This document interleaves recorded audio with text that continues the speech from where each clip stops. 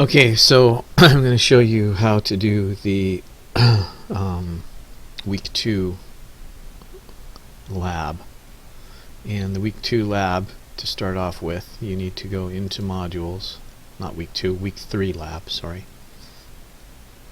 Go down to week 3, and there's the lab assignment. And it says to use this spreadsheet right here, this working spreadsheet. So I'm going to download that, and then I'm going to open it up. And then what it does is it gives me things that it wants you to do, and they've spelled desired wrong here, which I will fix. There we go. And you need to go across the top like this and just go in between any two cells and double click so that it displays. These were all X'd out like with pound signs previously. Okay, the first thing you have to do is you have to estimate in year 1 how many lawns you're going to cut, and let's just say 8 lawns a day times 5 days a week times 52 weeks a year.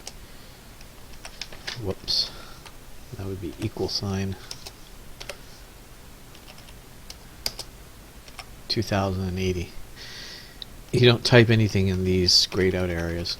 The unit dollars is 125. I'm going to say 125 a lawn cut. That's about what you can get here in Orlando, where I'm from. Okay, and then what you have to do is you have to put in what the growth rates are expected to be. And for table 1, we're going to do this 3 times. Okay, so this is going to be the moderate scenario.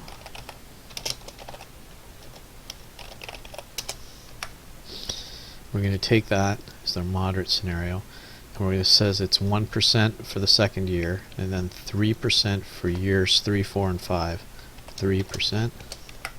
Copy that for years 3, 4, and 5. The numbers automatically update. And then 8%.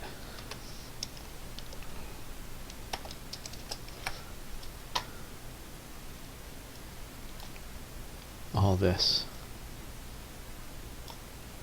There you go. Now the last thing, so we've entered the year 1 units, we've entered the year 1 price, we've entered the desired annual growth rate. Now we want the enter desired growth rate percentage in unit dollars. And that's to say that you're not going to be charging $125 for 10 years. What you're going to have to do is figure out how much you think that your lawns is going to go up, and why don't we say we're going to increase it by, say, 5% every year. We have to figure out where in the spreadsheet to put it. So I'm going to go to this gray out area here, and it says that it's equal to C6 times E10, which is an absolute value, which is right there, plus C6, and that gives you your new value for right here. So the key is this E10 right here is an absolute cell reference. I'm going to put that I'm going to have my sales, my prices go up by 5% a year. And this is going to say desired growth rate, growth percentage in unit dollars. Okay? And then that has done the moderate scenario. The next thing I have to do is copy all this and do it again, but I have to do it in what they call the aggressive scenario. It's really the same formula again, except you have to put in for the unit dollars, you have to put in for the, okay, we'll use the same number of units, but we're going to change what the growth rate is expected to be. Okay, and the growth rate is going to be 3% for the second year, 6% for years 3, 4, and 5, and then 9% for years 6 to 10. Years 3, hold on a second, 6% for years 3, 4, and 5. And then for years 6 to 10 would be 9%.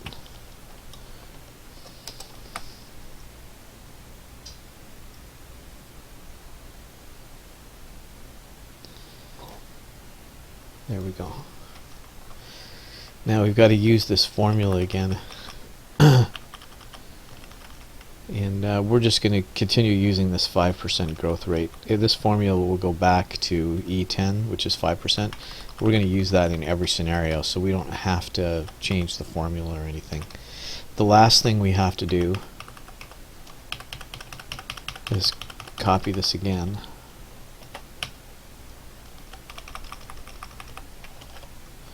And do the conservative scenario.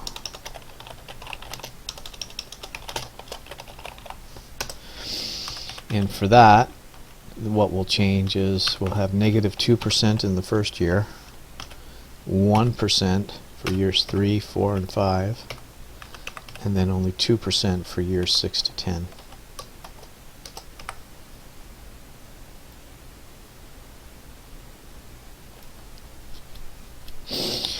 Okay, and there you've got your 3 scenarios. 2, 3, and you've got sales figures ranging from 275, 730 all the way up to, actually from 275, 730 and 260,000 in year 1 all the way up to, in year 10, 746 is the upper end of it for the aggressive scenario. And for the conservative scenario, you start at 260,000 and ended up at only 449. So these assumptions really change what your sales forecast is expected to be. Okay, so that's how you do the spreadsheet. Now, once you get, yeah, and so that's what I would do for the lab 3 item.